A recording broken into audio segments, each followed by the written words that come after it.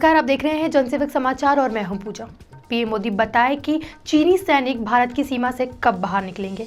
बिहार की सभा में यह सवाल राहुल गांधी ने उठाया। उन्होंने आरोप लगाते हुए कहा कि मोदी सिर्फ आम लोगों के सामने सर झुकाते हैं और काम पूंजीपतियों का करते हैं।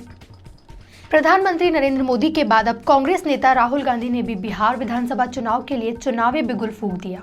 राहुल आज नवादा के हिसुआ में रैली करने पहुंचे। यहां उन्होंने सीमा पर चीनी घुसपैठ को लेकर प्रधानमंत्री नरेंद्र मोदी को निशाने पर लिया।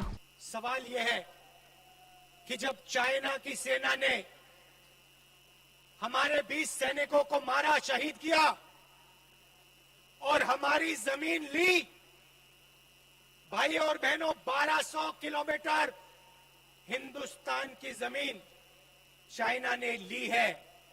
चाइना की सेना हिंदुस्तान के अंदर है। सवाल यह है कि जब चाइना हमारी जमीन के अंदर आए तो हमारे प्रधानमंत्री ने हमारे वीरों का अपमान करते हुए यह क्यों बोला कि हिंदुस्तान के अंदर कोई नहीं आया। सवाल भाइयों और बहनों ये है। आज कहते हैं मैं सिर झुकाता हूं, मगर हिंदुस्तान की सेना का अपमान नरेंद्र मोदी ने किया जब उन्होंने देश को झूठ बोला कि चाइना का कोई भी सैनिक हिंदुस्तान के अंदर नहीं आया। सवाल यह है नरेंद्र मोदी जी, ये चाइना के सैनिक जो हिंदुस्तान के अंदर बैठे हैं, इनको आप बाहर कब निकालोगे? सवाल यह है।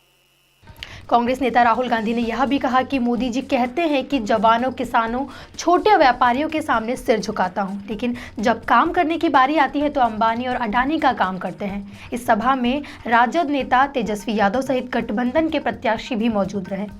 आज की चुनावी सभा में कांग्रेस नेता राहुल गांधी के भाषण के बाद एक बात तो साफ हो गई है कि मोदी विरोधियों के पास कहने के लिए कोई ठोस बात नहीं है।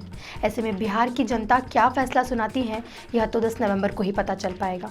इस बुलेटिन में फिलहाल इतना ही। देश और दुनिया की बाकी खबरों के लिए देखते रहिए जनसेवक समाचार। धन्यवाद।